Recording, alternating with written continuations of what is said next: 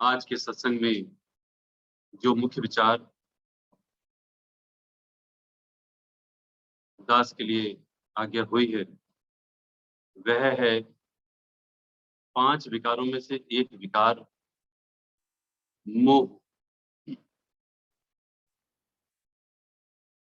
ग्रंथ श्री समता प्रकाश में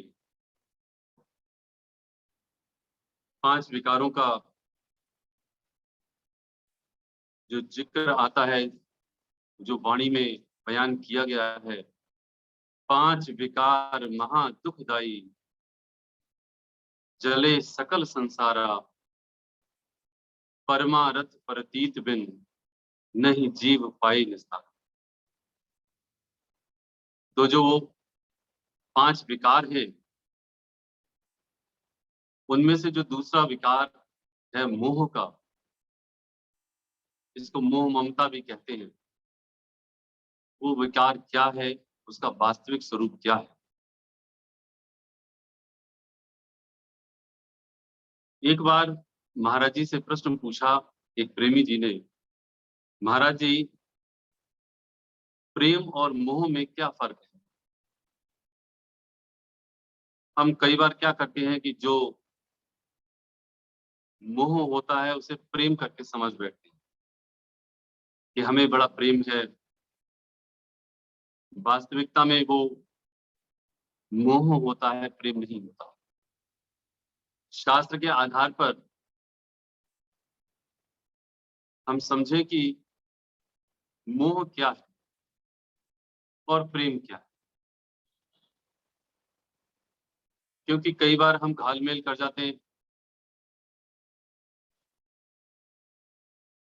तो महाराज जी ने प्रेमी जी को जो उत्तर दिया वो सुने। परमेश्वर की याद में तन्मय होकर अपने आप को बुद्धि भूल जाती है और मस्ती का आलम उस प्रेमी के चारों तरफ घिर जाता है, उसे प्रेम कहते हैं। प्रेमी जी, फिर सुने, प्रेमी जी प्रेम उस हालत को कहते हैं जब परमेश्वर की याद में तन्मय होकर अपने आप को बुद्धि भूल जाती है और मस्ती का आलम उस प्रेमी के चारों तरफ घिर जाता है। यानी ईश्वरीय प्रेम में जब वो लवलीन हो जाता है, उसके चारों तरफ ईश्वरीय प्रेम ही प्रेम होता है, ऐसी स्थिति को प्रेम कहते हैं। गुरुदेव आगे कहते हैं, इसके विपरीत जीव की शरीर और शरीर से संबंधित संसार से गहरी पकड़ का नाम मोह है। मोह हमेशा स्वार्थवश होता है। जो मोह है वो स्वार्थ के अधीन है, अर्थात स्वार्थ के अंतर्गत है। और जो स्वार्थ रहित है उसे प्रेम है। हम किसी से भी, चाहे वो संसार का कोई भी मनुष्य क्यों ना हो, कोई भी संबंध क्यों ना हो, यदि हम स्वार्थ से कर रहे हैं तो वो मोह है, और स्वार्थ रहित कर रहे हैं तो वो प्रेम है। ये सीधी सी बात हम समझ। ये जो मोह ममता है, ये अपने ही शरीर से और अपने शरीर के जो संबंध हैं उनसे इतनी गहरी है कि बड़े बड़े ऋषि मुनि इससे छूट नहीं पाए। एक उदाहरण से हम समझें, एक महर्षि जड़ भरत हुए। महर्षि भरत का नाम जड़ भरत बाद में क्यों पड़ा? वास्तव में वो बहुत ऊंची स्थिति के साधक और ऋषि ही कहें उनको। वो अपनी तपस्या जंगल में कर रहे थे, वहीं करते थे, वहीं रहते थे, जो मिल जाता था खा लेते थे, नहीं मिलता था तो भूखे प्यासे प्रभु की याद में हमेशा अपनी तपस्या ही करते रहते। एक दिन की बात है कि जहां पर उनकी कुटिया बनी हुई थी, उस कुटिया के ही पास में एक हिरन, वो थोड़ा सा घायल था, जो हिरन का बच्चा था वो वहां आ गया। किसी शिकारी ने तीर मार दिया होगा और वो भागते भागते महर्षि की कुटिया के पास आ गया। महर्षि को दया आ गई और उस हिरन को वो अपनी कुटिया के अंदर ले आए। खून निकल रहा था, उसको पोंछा, जो भी दवाई कर सकते थे औषधि लगा दी और उस हिरन को अपने ही पास रख लिया। अब उस हिरन को औषधि देनी है तो साथ में उसको कुछ खाने को भी देना है, खाने की व्यवस्था करनी है, सर्दी गर्मी इसकी भी व्यवस्था करनी है। तो वो जो हिरन है, वो हिरन की सारी व्यवस्थाओं में महर्षि लग गए। तो इसलिए महर्षि का जो मन था वो परमात्मा की तरफ न जा करके महर्षि का मन उस हिरन में, जो कि फुदक फुदक करके अपने ही कुटिया में महर्षि का जो चित्त था उसका भेदन कर रहा था, इस बात का उनको पता ही नहीं चला। महर्षि के चित्त का भेदन इस मोह ममता ने कर दिया और महर्षि उस हिरन के अधीन हो गए। अब वो हिरन की औषधि के साथ साथ उसकी रहन सहन और सारी देखरेख की व्यवस्था भी करते और वक्त मिलता तो प्रभु को ध्यान करते, लेकिन मन उसी में आ गया जिसको कहते हैं मोह और ममता उनके हृदय में आकर के बस गई। और अंत में परिणाम इस बात का ये हुआ कि जब उनके प्राण अर्थात जब इस देह को उन्होंने छोड़ा तो उनके हृदय में एक ही वेदना थी, मैं जब नहीं रहूंगा तो मेरे बाद इस हिरन का क्या होगा, कौन देख रेख करेगा, क्या खाएगा, क्या पिएगा, कहाँ जाएगा। इसी प्रकार की जो वेदना थी वो वेदना महर्षि भरत के हृदय में आकर के बस गई।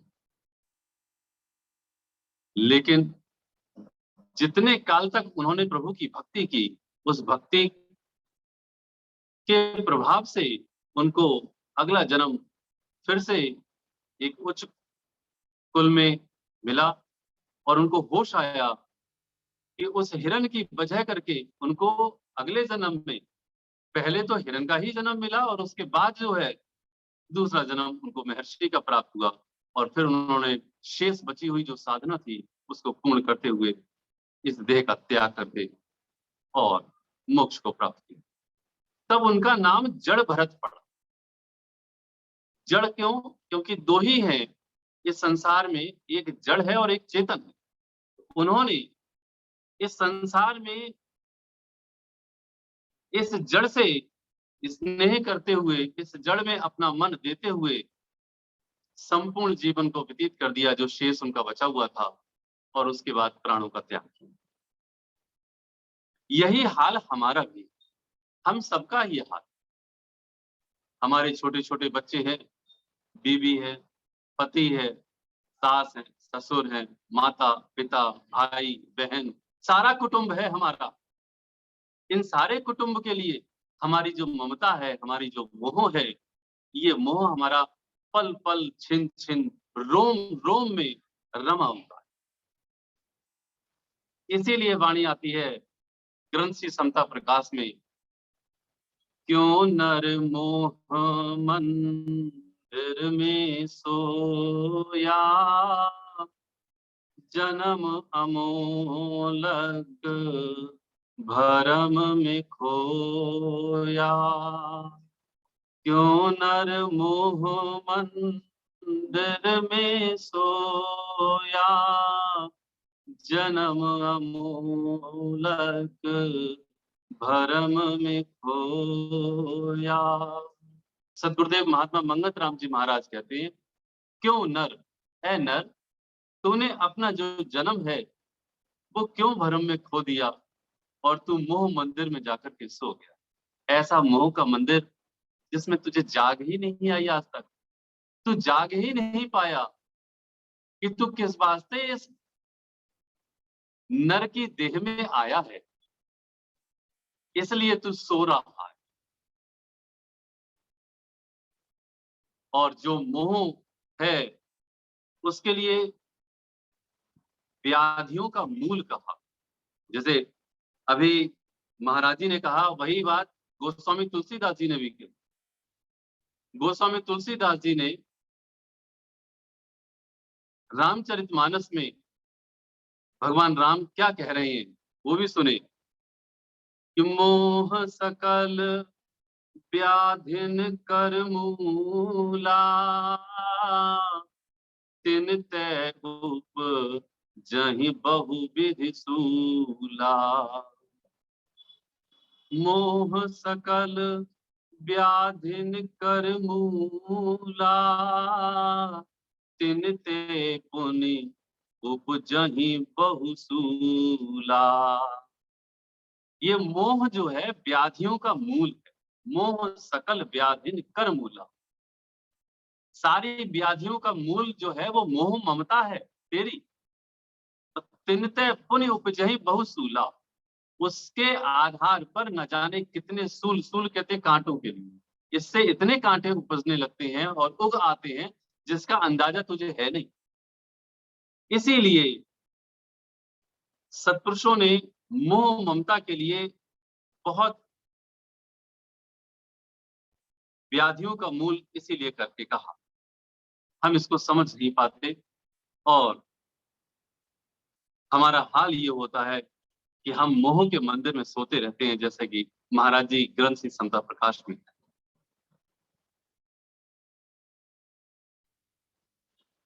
महाराज जी से फिर से प्रश्न पूछा, महाराज जी ये ममता किस तरह खत्म हो सकती है और इसका क्या स्वरूप? महाराज जी कहते हैं, प्रेमी जी, पहले इस जीव को अपने शरीर की ममता बड़ी भारी है। प्रेमी जी, पहले इस जीव को अपने शरीर की ममता बड़ी भारी है। फिर जितने शरीर से संबंध रखने वाले हैं उनसे वह खामखा यानी स्वतः ही स्नेह बढ़ा लेता है। हर जीव परस्पर दूसरे से सुख चाहता है। ज्यों ज्यों लगाव बढ़ता जाता है, सारी ममता मोह फैलती जाती है। ममता के नाश करने के वास्ते ही सब नियम धर्म बने हुए हैं। ममता के नाश करने के वास्ते ही सब नियम धर्म बने हुए हैं। जब तक शरीर की ममता खत्म नहीं होती तब तक प्रभु महिमा प्रेम चित्त में के अंदर नहीं आ सकते। जिस समय प्रभु प्रेम आ जाएगा, ममता का रूप बदल जाएगा, मैं और मेरी की जगह तू और तेरी करने लगेगा। तो जो हम तू और तेरी करते हैं वो केवल मुंह से करते हैं, वास्तविकता से नहीं होती। इसीलिए जो ममता का रोग लगा हुआ है, इस रोग को हम पहचानने की कोशिश करें कि ममता का क्या रोग। महाराज जी कह रहे हैं, सबसे पहले तुझे अपने ही देह से ममता होती है और फिर देह के जितने भी नाते रिश्ते संबंध हैं, फिर तू उनके संबंध में आकर के अटक जाता है और लगातार उनसे तू अपेक्षाएं ही अपेक्षाएं करता है, स्वार्थ ही स्वार्थ करता है, सुख ही सुख चाहता है। और सुख चाह करके तुझे यही लगता है कि मेरे लिए ये सब संबंध और भी ज्यादा चैन दें, मेरे लिए सुख और चैन और समृद्धि दें। जब उनसे उन इच्छाओं की पूर्ति नहीं होती तभी क्रोध का जन्म हो जाता।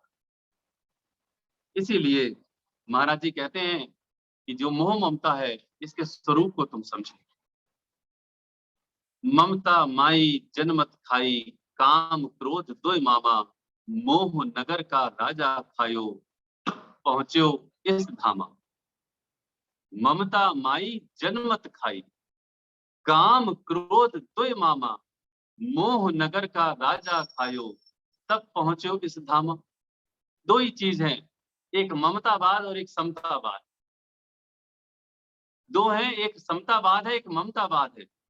हम सब ममतावाद में खड़े हुए हैं और हम जिस संगत समतावाद के सम्राट सदगुरुदेव महात्मा मंगत राम जी महाराज के शिष्य हैं, हम कहते हैं कि हम समता में, और वास्तविकता में हम किसमें हैं? हम ममता में। महाराज जी कहते हैं जब ये जीव ममतावाद को छोड़ता है तब इसे असली शांति और आनंद मिलता है। हर समय कारण और कर्ता प्रभु को जानता है। करता हरता ज्यों ज्यों ईश्वर को समझेगा, इसका मान खत्म होगा और अंदर इसको प्रसन्नता मालूम हो जाएगी। जन्म जन्मांतर से ये जीव मोह रूपी जेवड़ी में जकड़ा हुआ है। भाग्य से संत शरण मिल गई है, उसे जाग आ गई। ये हमारा और आप सबका इतना बड़ा सौभाग्य है कि हमें पूर्ण गुरु प्राप्त हो गए। ये न जाने कितने जन्मों का कर्मों का फल है, पुण्य प्रतापों का फल है, जो हमें सदगुरुदेव की शरण मिल गई, लेकिन हमको इसका एहसास नहीं है। इसीलिए गुरुदेव कहते हैं सतगुरु दाता भेंटिया, साधी कठिन मुहिम। पाया राज देह दीप का, मारे पंच गनीम। महाराज जी जो हमें मिले हैं, ये इन 5 गनीमों को खत्म करने के वास्ते सतमार्ग हमें दे रहे हैं, लेकिन हमारे लिए बुद्धि, हमारे लिए सोधी नहीं आ रही। तो इसलिए कह रहे हैं सतगुरु दाता भेंटिया, वाणी आ रही है, सतगुरु दाता भेंटिया, साधी कठिन मुहिम। आसान नहीं है। और महाराज जी ने आगे भी कहा है, इसके लिए महाराज जी ने आगे भी कहा है, वो भी सुने। महाराज जी कहते हैं जिस तरह लकड़ी को घुन अंदर ही अंदर खा जाता है, इसी तरह जीव को ये 5 दोष अर्थात काम, क्रोध, मोह, लोभ और अहंकार चट करते रहते हैं। आपने दीमक देखी होगी, किसी लकड़ी में लग जाए तो पता नहीं चलता, वो दीमक पूरी लकड़ी को खा जाती है अंदर ही अंदर, और ऊपर से बिल्कुल पता नहीं चलता। ये लकड़ी को जब वही दीमक पूरी तरह से खा लेगी, तब पता चलता है कि सही मायने में दीमक ने पूरी लकड़ी खा ली है। ये जो 5 विकार हैं, इन विकारों में सारे विकार दीमक की तरह हैं, मेरे अंदर बसे हुए हैं और मुझे दिन प्रतिदिन खा रहे हैं। ना मुझको होश है और ना ही मैं दूसरे को प्रदर्शित करना चाहता हूँ। मैं कहता यही हूँ अपने मुंह से, संगत में रोज आ रहे हैं, सत्संग रोज सुन रहे हैं, महाराज जी की बड़ी कृपा है, और हम अपने आप को और दूसरों को इस बात के लिए दिखावा ही करते हैं कि वाह, हमने सही मायने में संगत को जुड़ करके, संगत के साथ जुड़ करके हमने समता के भाव में आ गए। इसलिए आगे गुरुदेव कह रहे हैं कि ना शारीरिक सुख इसके पूरे होते हैं और ना ममता से इसे निजात मिलती है, यानी छुटकारा मिलता है। हर जीव को इस ममता ने बेचैन कर रखा है। महाराज जी कितना अच्छा वर्णन करते हैं, सिर पर छाई डाल ली है, पानी में खड़े हुए, धुनिया ताप रहे हैं, उल्टे लटके हुए हैं, फिर भी ममता वहां की वहां ही रही। न जाने कितने ऋषियों को देखा होगा हमने, जो जटाओं को बढ़ा लेते हैं, न जाने कौन कौन से वेश धारण कर रखे हैं, पानी में तपस्या कर रहे हैं, आग में तपस्या कर रहे हैं, लेकिन ममता माई नहीं गई। मैं साधु हूं, मैं सन्यासी हूं, मैं त्यागी हूं, इससे बेहतर और क्या बनेगा, वो यही कहता रहता है। महाराज जी कहते हैं इन सभी से बेहतर है, इसका इलाज तेरी दीनता है, तेरी निर्माणता है, जो तेरी आज्ञा सर्व तेरी आज्ञा। ममता को काटने का सबसे बेहतर और आसान इलाज, तू करता, तू हरता, सर्व तेरी आज्ञा। तू ही करता है, सब कुछ तू ही करने वाला है, और कोई कुछ नहीं है। ये सबसे सरल रास्ता है, ये सबसे आसान रास्ता है, जिससे मेरी मोह ममता खत्म हो जाएगी और मैं छूट जाऊंगा। सिर मुड़ा रखे हैं, कोई नंगा है और कोई जल में खड़ा हुआ है, कोई धुनिया ताप रहा है, कईयों ने तो लंबी लंबी चटाएं बढ़ा रखी हैं, ऐसे सांग पान है, वेश ऐसा बना रखा है, लेकिन ममता का नाश नहीं होता। तुम संसारियों से अधिक बड़ी हुई है उन लोगों की जो मोह ममता है। न जाने कितने कितने आश्रम, बड़े बड़े धनाढ्य ऐसी ऐसी जगह बना रखी हैं, जो आपके घर में और हमारे घर में सुख सुविधाएं नहीं हैं, वो उनके घर में सुख सुविधाएं हैं, जो आजकल के वर्तमान साधु और संत सो कॉल्ड गिने जाते हैं। ये वो वास्तविक स्वरूप है जिसके बारे में आप और हम सब जानते हैं।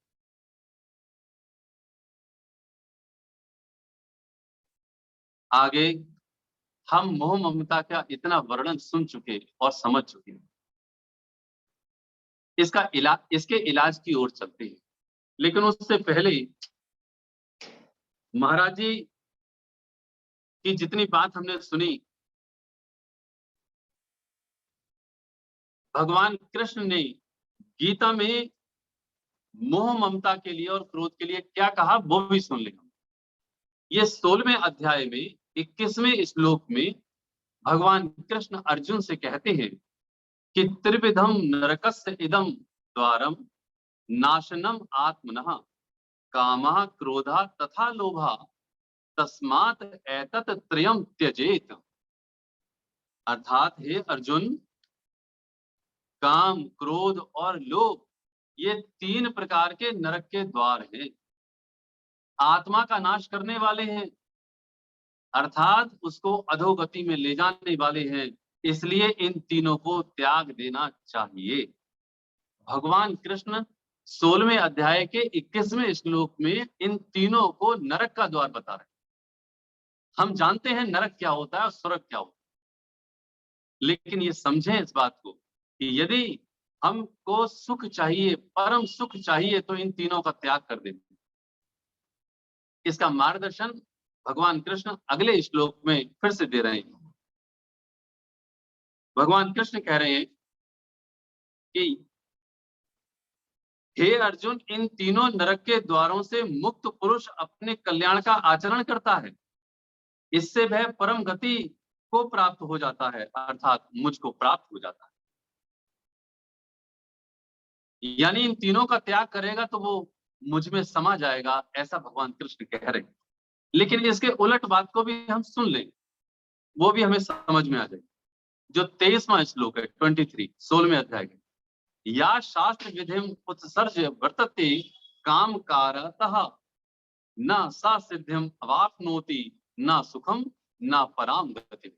अर्थात जो पुरुष, अर्जुन, जो पुरुष शास्त्र विधि को त्याग करके अपनी इच्छा से मनमाना आचरण करता है, वह ना सिद्धि को प्राप्त होता है, ना परम गति को प्राप्त होता है, और ना ही सुख को प्राप्त होता है।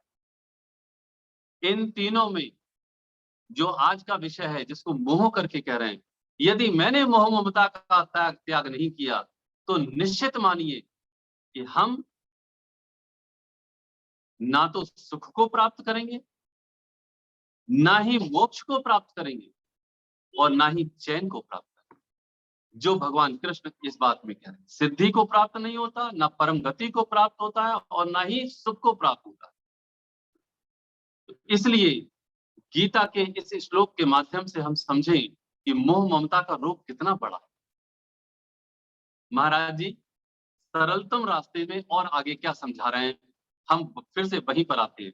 महाराज जी कहते हैं, मन की ममता का नाश करना कोई आसान नहीं है, रोम रोम में बुद्धि फंसी हुई है। ममता करके संसार के सब जीव हर समय फैलाव कर रहे हैं। ममता रूपी रोग में हर एक जीव घुसा हुआ है। मोह करके सारे विकार प्रकट हो रहे हैं। बड़ा खुशनसीब वह जीव है जो इस रोग को समझ करके इलाज करे। हम सुनते हैं।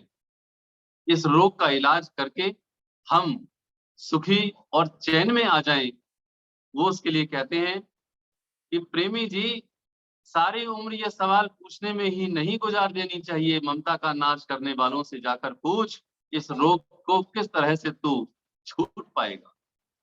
इसलिए तू आज फिर से सुन, रंग लागत लागत लागत है, भ्रम भागत भागत भागत है। महाराज जी इस प्रेमी को फिर समझा रहे हैं। प्रेमी, रंग लगते लगते लग जाता है, और जो जो जो तेरे अंदर भ्रम है, ये संसार मेरे लिए सत्य है, उसमें सुख ही सुख है, ये भ्रम भागते भागते भाग जाता है। और वो कैसे?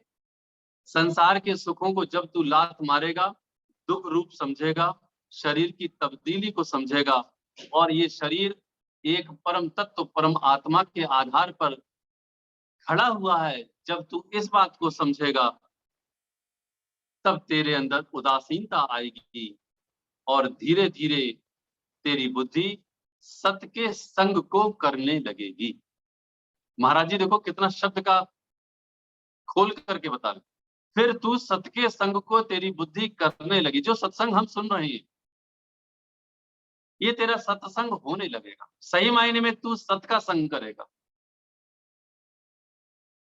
स्कूल में एक रोज जाने से सारा सबक नहीं मिल जाता, सत्संग में आया करो।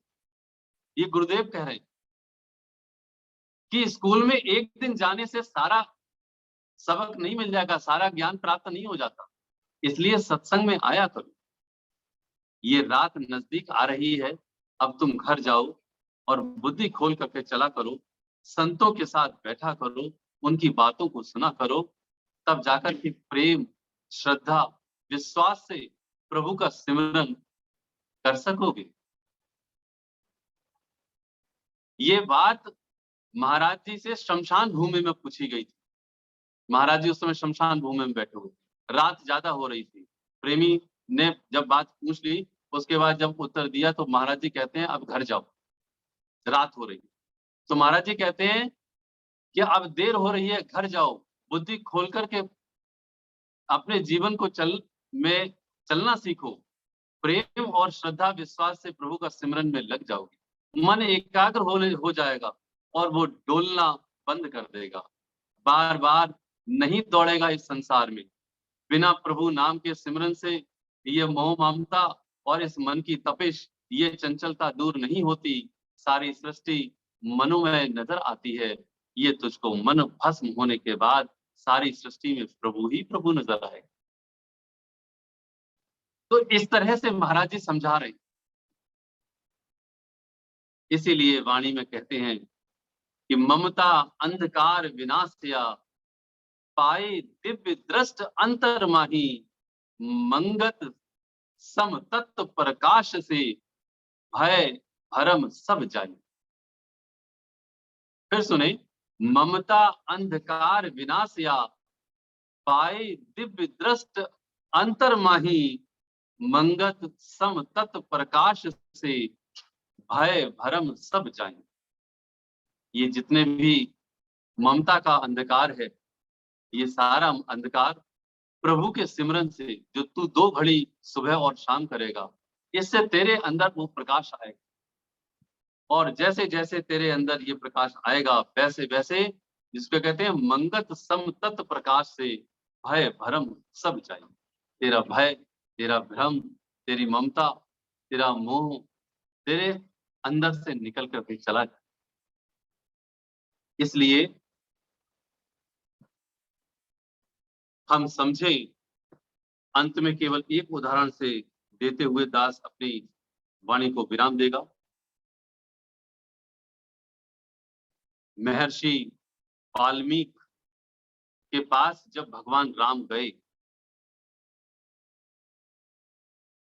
तब राम ने महर्षि वाल्मीकि से पूछा कि हम कहाँ रहें। तब महर्षि वाल्मीकि ने कहा कि तुम उनके हृदय में जाकर के निवास करो, जहां पर ये काम, क्रोध, मोह, लोभ, छल, कपट, दंभ ये सब नहीं। उसके लिए महर्षि वाल्मीकि क्या समझा रहे हैं, क्योंकि वो भी ईश्वर रूप है और भगवान राम भी ईश्वर ही है। तो दोनों ईश्वर एक दूसरे को मार्गदर्शन के आधार पर हम सबको मार्गदर्शन कर रहे हैं। वो कैसे कर रहे हैं, सुनिए। काम क्रोध मन मान न मोहा, लोभ न क्षोभ न राग न द्रोहा। काम क्रोध मद मान न मोहा, लोभ न क्षोभ न राग न द्रोहा। जिनके कपट दंभ नहीं माया, तिनके हृदय बसहु रघुराया। जिनके कपट दंभ नहीं माया, तिनके हृदय बसहु रघुराया। जिनके हृदय में न छल है, न कपट है, न दंभ है, न माया, जिनके हृदय में न काम है, न क्रोध है, न मोह है, न लोभ है, उनके हृदय में तुम जाकर के निवास। यदि हम परमात्मा को अपने हृदय में स्थान देना चाहते हैं तो परमात्मा हमारे हृदय में तभी जाकर के विराजेगा जब हमारे हृदय से ये काम क्रोध मोह लोभ और अहंकार खत्म हो। इस विषय को गहराई से समझें। शास्त्रों के आधार पर दास ने संगत के सम्मुख रखने का प्रयास किया। सभी विषय को समझ करके अपने जीवन का कल्याण करें और नर तन के लिए श्रेष्ठ जो मिला हुआ है उसमें उस प्रभु की प्राप्ति करें। ओम ब्रह्म सत्यम सर्वम।